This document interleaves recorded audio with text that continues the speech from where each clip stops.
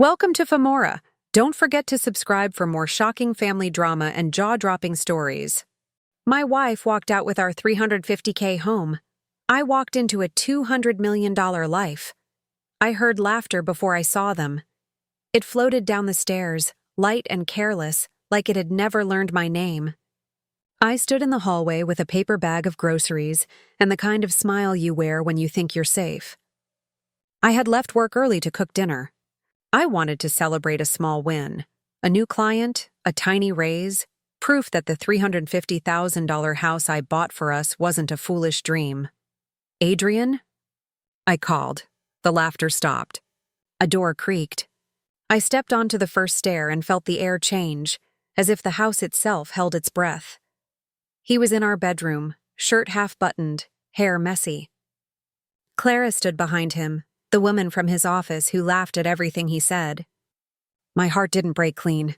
It tore and kept tearing. "It's not what it looks like," Adrian said, and even he seemed bored with the line. "It's exactly what it looks like," I whispered. Clara grabbed her bag. "I'll go," she said, brushing past me, perfume sweet and sharp. I stared at the bed we chose, the curtains I sewed, the wall I painted at midnight because we couldn't afford a painter. "Why?" I asked. Adrian lifted his chin like a judge. "You're small," he said. "Your goals, your paycheck, your ideas. Clara understands bigger things. I need more." I waited to feel anger. Instead, I felt very still. 2 weeks later, in a beige room that smelled like old paper, I signed divorce papers. Adrian demanded the house. "I deserve comfort after wasting years," he said. My lawyer squeezed my hand, but I let go of the keys. When he walked out, he whistled a tune we used to dance to in the kitchen. That night, I sat on the edge of a motel bed, shoes still on, jaw aching from holding in tears. I looked at my hands. They didn't shake. I spoke out loud to the empty room. "They took my house," I said. "They didn't take my hands." I fell asleep with my palms open like I was catching rain. I moved into Maya's apartment. She handed me a pillow and a plan. "You get the couch. You get my spare laptop. You get exactly 3 days to cry," she said. On day 4, we build. We built. I worked mornings at a storage unit facility, afternoons cleaning vacant apartments, nights studying property management and finance on a cracked screen. When I wanted to quit, Maya made tea and set a timer. "Cry for 10 minutes, she'd say. "Then we do math." People talked. They always do. A cousin said, "Maybe this is a sign to be less ambitious." A neighbor said, "Well, at least Adrian is handsome." I learned to let words pass through me like wind. I went to landlords with a 1-page proposal. "Let me manage your worst unit for 2 months. If reviews don't rise, fire me." Most laughed. One didn't. He gave me a broken-down condo with a leaky sink and a neighbor who played drums at dawn. I painted walls the color of calm. I fixed the sink with a tutorial in 3 tries. I added a welcome book with bus routes, coffee shops, and a handwritten note. "I see you. Rest here." Reviews crept from 1 star to 3 to 4. I flipped it for a $5,000 profit. It wasn't a lot, but it was proof. My first Yes Clara saw me in town loading paint cans into Maya's car. She leaned against Adrian's shiny SUV and smiled like a hook. "Still chasing pennies?" I closed the trunk. "I'm chasing habits," I said. "Pennies follow." Her smile flickered. I took on more ugly places.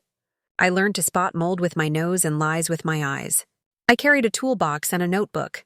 I wrote everything down. Vendor names, costs, mistakes, what made guests sigh with relief. The notebook grew thick with coffee stains and hope. At night, I lay on Maya's couch and stared at the ceiling, counting breaths until fear softened. I placed my hand over my heart and said, "Not small," focused. Then the market slipped. Prices shook and fell. People panicked. Clara stopped posting photos in fancy restaurants. Adrian's brokerage made the news for all the wrong reasons. I had been waiting for this storm without knowing it.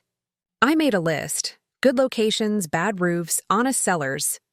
I wore the same black jeans and the same jacket and ate the same ramen and said the same sentence to sellers with tired eyes. I can close fast. I didn't chase shiny. I chased steady. I bought 2 foreclosures on the same street. I kept the tile that still had fight. I replaced what lied. I treated tenants like customers instead of problems. When someone called at midnight, I answered. When the heat clanked, I came with blankets and a promise and then a fix. Money began to move in a way that made my ribs loosen. Investors who once patted my head now asked for coffee. I said no to the ones who talked over me and yes to the ones who listened. Maya came on full-time. We hired Dee, a superintendent who could hear a failing boiler through a wall, and Jonas, a bookkeeper who made numbers behave. We stopped flipping. We started holding. Then we started building. The first mid-rise ate my calm. Permits stalled. The elevator failed inspection twice. I learned patience like it was a new language. The second build felt less like drowning and more like swimming against a strong, predictable current. The third building smiled at me. Tenants moved in and stayed. Kids rode bikes in the courtyard. Windows stayed warm in winter. A reporter called me a self-made property queen. I laughed and sent the article to Maya. Queen? She wrote. Fine, but you still take out the trash. At 35, the valuation landed like soft thunder, $200 million. I sat in my new office high above the city and watched traffic move like slow blood, steady, necessary. People kept asking what drove me. I didn't say Adrian. I didn't say Clara. I said, I like roofs that don't leak, which was true. And also not the whole truth. We opened my flagship luxury hotel on a cool evening when the sky looked freshly washed. The lobby smelled like cedar and orange peel. Chandeliers held little galaxies. Staff smiled the way people smile when they're proud of the thing they made. I shook hands. I hugged strangers who felt like friends. I thanked crews and caterers and the barista who kept us alive for months. Maya touched her earpiece and leaned in. Heads up, she murmured. Ghosts at the door. I turned. Adrian and Clara stood on the edge of the lobby like they had been placed there by a clumsy hand. His suit was shiny at the elbows. Her shoes had lost their shine. They looked like people who had made all the expensive wrong turns. They approached as cameras slowed. Clara glanced around with a tight face, the kind that says I want to leave and also be seen. Congratulations, Adrian said. His voice had lost its judge. You did all this? With a lot of people, I said. He swallowed. We've had some setbacks, he said, as if setbacks could hold a bankruptcy and 3 lawsuits. We were wondering if you had any positions, anything. We need work, Clara added, softer than I'd ever heard her. Please. Silence made a small circle around us. Flashbulbs waited. My board watched. Maya hovered, ready to step in if my face needed saving. I remembered everything at once. The bedroom door, the house keys on the table, the motel ceiling, the first $5,000, the boiler hum, the first ribbon cut, the first tenant who said, I feel safe here. I looked at the people who taught me what my rock bottom felt like. I remember what you said, I told Adrian. I kept my voice low so it wouldn't wobble. You said my dreams were small. He stared at the floor. Clara's eyes shone. I gestured to the lobby, to the staff who had ironed uniforms at dawn, to the lights that warmed the marble. This is what small looks like when it keeps showing up. He opened his mouth, closed it. So, no? I wanted to be cruel for half a second. The feeling passed. No, I said. I don't hire people who trade loyalty for convenience. Clara flinched like I had thrown something. Adrian nodded once, as if a judge had finally judged him. Security was already near. Maya had instincts like radar.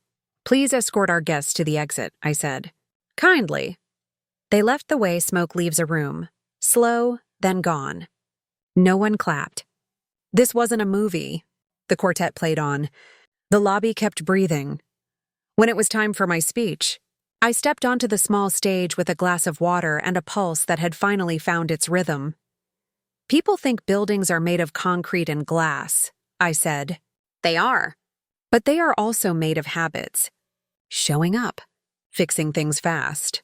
Promising only what you can keep. Taking care of strangers until they aren't strangers anymore. A few people laughed softly. The good kind. I lost a house, I said. I thought I lost everything. I didn't. I still had my hands. I still had my word. I still had friends who didn't let me drown. I nodded toward Maya. She blew me a kiss in front of everyone and pretended not to wipe her eyes. We call this place luxury, I said. What I really wanted to build was dignity. For guests. For staff. For the kid I used to be. Applause rose like warm air. Later, fireworks stitched gold and white above the roof. The glass caught every spark and gave it back bigger. I stood on the terrace with Maya and a paper plate of cake. You could have humiliated them, she said. I didn't need to, I said. The story already did. She bumped my shoulder. You're free. I am, I said, surprised to hear it out loud. After the crowd thinned, I walked the quiet floors. I checked a crooked frame and straightened a folded towel at the spa desk. Little things. Little things keep big things standing. In my office, I opened a file drawer and took out 2 sheets. On the left, the closing statement from my first $5,000 flip, edges curled, ink faded. On the right, tonight's revenue forecast crisp and loud. 2 numbers. The same message, keep going.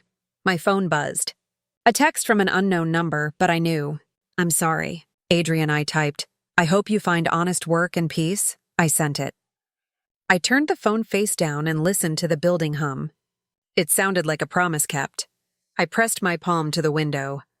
Below me, the city pulsed, sirens far away, laughter near, taxis blinking like patient fireflies. Somewhere, someone was sitting on the edge of a motel bed, thinking it was the end. It wasn't. Adrian took the house. He didn't take my hunger. He didn't take my word. He didn't take my will to build a life so strong no one could evict me from it. I turned off the lights and headed for the elevator, heels quiet on the marble. The doors slid open. The car glowed. Waiting. Ground, I said. It carried me down, smooth as grace. If your husband stole your house and left you for another woman, would you forgive him when he begged at your empire's door? Comment below. I'd love to hear your thoughts. Thank you for watching.